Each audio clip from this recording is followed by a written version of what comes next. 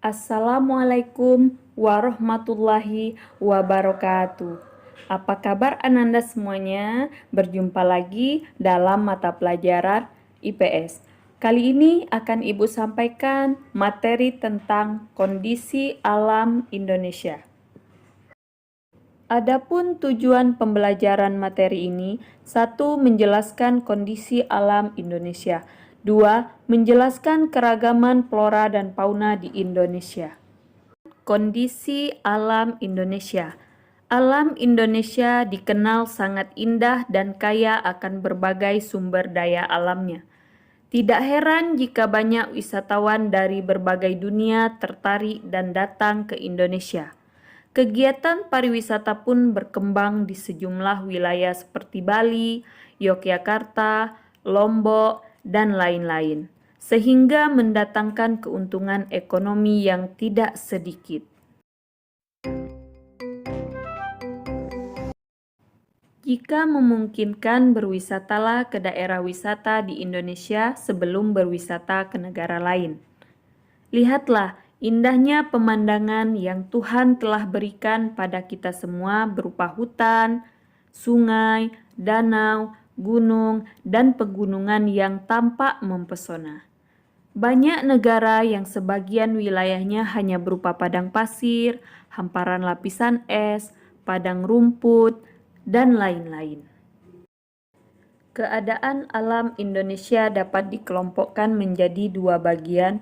1. Keadaan fisik wilayah, yaitu keadaan iklim dan bentuk muka bumi. 2. Keadaan flora dan fauna, yaitu keragaman dan sebaran. 1. Keadaan fisik wilayah. Sebagai suatu wilayah, Indonesia memiliki keadaan fisik tertentu. Keadaan fisik tersebut dapat dikenali dari keadaan geologi, bentuk muka bumi, dan iklim.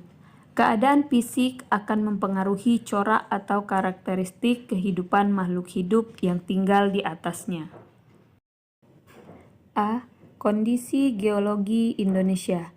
Indonesia terletak pada pertemuan tiga lempeng tektonik besar, yaitu lempeng Indo-Australia, Eurasia, dan lempeng Pasifik. Lempeng Indo-Australia bertumbukan dengan lempeng Eurasia di lepas pantai Sumatera, Jawa, dan Nusa Tenggara. Lempeng Pasifik bertumbukan dengan Eurasia di utara, Papua, dan Maluku Utara. Perhatikan gambar tumbukan lempeng dan rangkaian gunung api di Indonesia tersebut. Akibat tumbukan lempeng tersebut antara lain: 1. Membentuk rangkaian pegunungan yang sebagian menjadi gunung api sepanjang Pulau Sumatera, Jawa, Nusa Tenggara. 2. Menghasilkan fenomena gempa bumi karena lempengan yang saling bertumbukan kemudian menghasilkan getaran yang sampai ke permukaan bumi. Indonesia merupakan salah satu negara yang sering mengalami gempa bumi, terutama pulau-pulau sepanjang pertemuan lempeng Sumatera, Jawa, Nusa Tenggara, Maluku, dan Sulawesi. Gempa yang terjadi dibedakan menjadi dua. 1. Gempa tektonik adalah gempa karena pergerakan lempeng tektonik. 2. Gempa vulkanik adalah gempa yang terjadi karena adanya aktivitas kegunung apian. Guncangan akibat gempa bumi membuat gerakan tanah di dasar laut, sehingga menimbulkan gelombang. Ketika sampai di pantai, gelombang tersebut semakin besar dan menimbulkan bencana tsunami. Sebagian gunung yang ada di Indonesia merupakan gunung berapi aktif. Ciri gunung berapi aktif adalah adanya aktivitas kegunung apian seperti semburan gas, asap, dan material dari dalam gunung berapi. Di Indonesia, sebagian besar gunung berapi tersebar di sepanjang Pulau Sumatera, Jawa, sampai Nusa Tenggara. Contoh gunung berapi sangat terkenal di dunia karena letusannya yang sangat dahsyat, yaitu Gunung Tambora dan Krakatau. Perhatikanlah sebaran gunung berapi di Indonesia pada peta tersebut. Sekarang Ananda perhatikan bentuk muka bumi. Bentuk muka bumi Indonesia dapat dibedakan menjadi dataran rendah, dataran tinggi, bukit, gunung, dan pegunungan. Jumlah pulau seluruhnya dan luas wilayah Indonesia dapat Ananda lihat pada slide ini. Peta fisiografi Indonesia. Untuk membaca peta tersebut, Ananda perhatikanlah legenda atau keterangan peta. Simbol berwarna kuning menunjukkan dataran rendah, warna hijau menunjukkan daerah perbukitan, warna oranye menunjukkan dataran tinggi, dan warna coklat menunjukkan pegunungan.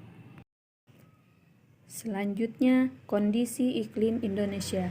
Indonesia berada di wilayah tropis. Ciri iklim tropis adalah suhu udara yang tinggi sepanjang tahun, yaitu sekitar 27 derajat Celcius. Di daerah iklim tropis, tidak ada perbedaan yang jauh antara suhu pada musim hujan dan musim kemarau. Keadaan iklim di Indonesia dipengaruhi oleh 3 jenis iklim, yaitu iklim muson atau musim, iklim laut, dan iklim tropis. Iklim musim dipengaruhi oleh angin musim yang berubah-ubah setiap periode waktu tertentu. Biasanya satu periode perubahan adalah 6 bulan.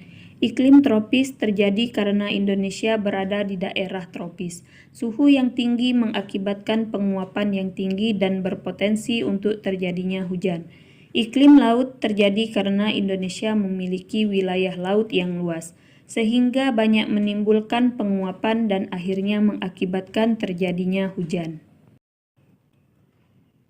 Angin muson barat bertiup bulan Oktober sampai April. Angin bertiup dari benua Asia menuju ke benua Australia.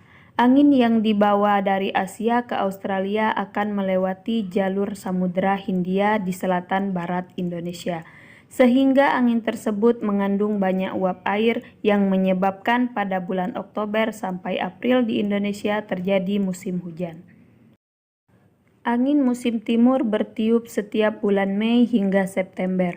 Angin itu bertiup dari benua Australia ke benua Asia. Angin tersebut melewati daerah gurun yang luas di benua Australia dan juga melewati wilayah lautan yang sempit antara Australia dan Indonesia, sehingga sedikit uap yang dikandungnya, maka di Indonesia pada umumnya musim kemarau. Secara umum, keadaan curah hujan di Indonesia tergolong tinggi tetapi tidak merata. Daerah yang memiliki curah hujan sangat tinggi adalah wilayah Kepala Burung Papua Barat atau sebelah barat Manokwari. Daerah yang memiliki curah hujan yang rendah adalah wilayah Nusa Tenggara dan Sulawesi Utara. Perhatikanlah sebaran curah hujan pada gambar tersebut untuk memperoleh informasi tentang intensitas curah hujannya. Ananda dapat melihat legenda atau keterangan peta. Warna merah menunjukkan curah hujan yang rendah per tahun. Demikian seterusnya sampai warna biru yang menunjukkan curah hujan lebih per tahun. 2. Flora dan fauna. Indonesia memiliki keanekaragaman flora dan fauna atau keanekaragaman hayati yang sangat besar. Berdasarkan data dari Departemen Kehutanan dan Perkebunan tahun 1999, jumlah spesies tumbuhan di Indonesia mencapai 8.000 spesies yang sudah teridentifikasi. Sedangkan jumlah spesies hewan mencapai 2.215 spesies. Spesies hewan terdiri atas 515 mamalia, 60 reptil, 1.519 burung, dan 121 kupu-kupu. Selanjutnya, persebaran flora di Indonesia.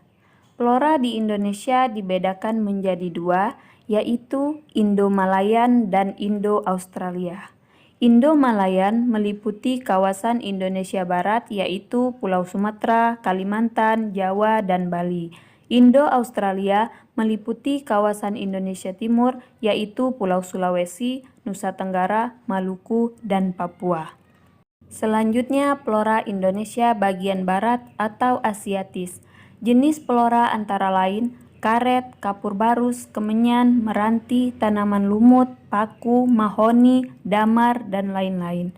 Di bagian barat terdapat flora endemik Indonesia yang khas, misalnya bunga Rafflesia arnoldi atau bunga bangkai di Bengkulu.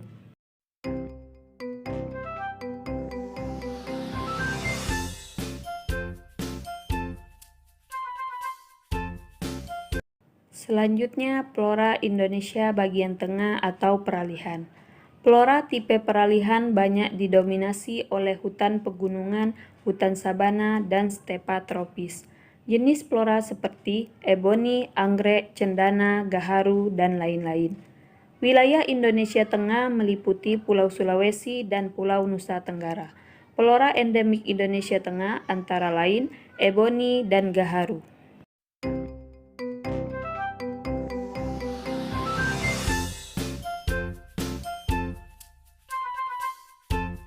Selanjutnya, flora Indonesia bagian timur atau Australis. Wilayahnya meliputi Papua, Maluku, dan sekitarnya. Flora seperti pohon sagu, nipah, cengkeh, kayu putih, pohon endemik matoa, dan hutan bakau yang ada di pesisir pantai.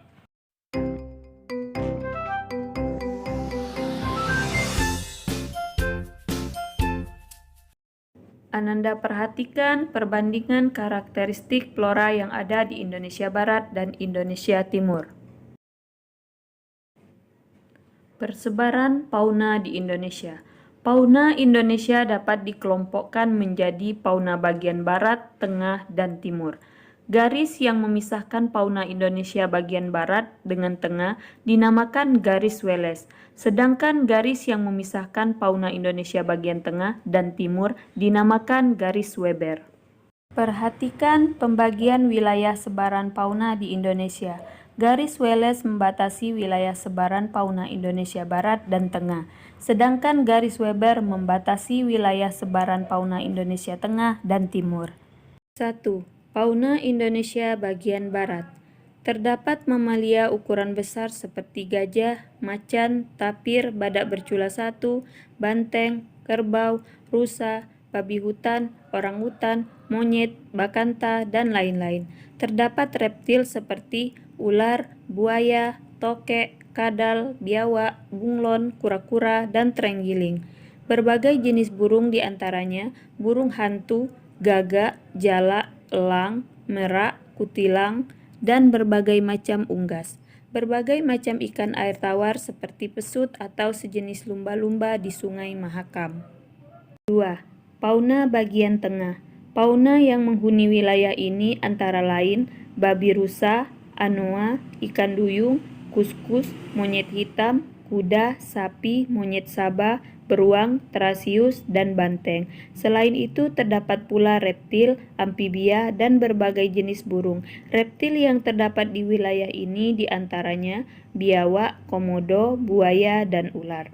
Berbagai macam burung yang terdapat di wilayah ini diantaranya maleo, burung dewata, mandar, raja udang, rangkong, dan kakak tua nuri. 3. Fauna Indonesia bagian timur. Fauna berupa mamalia yang menghuni wilayah ini antara lain kanguru, beruang, walabi, landa irian, nokdia, kuskus, pemanjat berkantung, oposum layang, kanguru pohon, dan kelelawar. Di wilayah ini tidak ditemukan kera. Terdapat pula reptil seperti biawak, buaya, ular, dan kadal. Berbagai jenis burung ditemui di wilayah ini diantaranya burung cendrawasih, nuri, raja udang, kasuari, dan namundur. Jenis ikan air tawar yang ada relatif sedikit.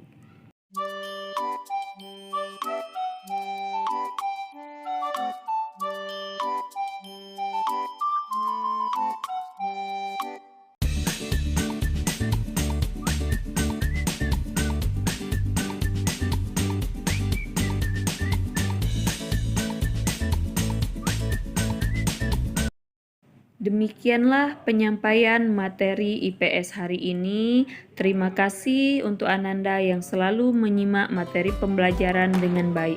Sampai jumpa di pertemuan selanjutnya. Wassalamualaikum warahmatullahi wabarakatuh.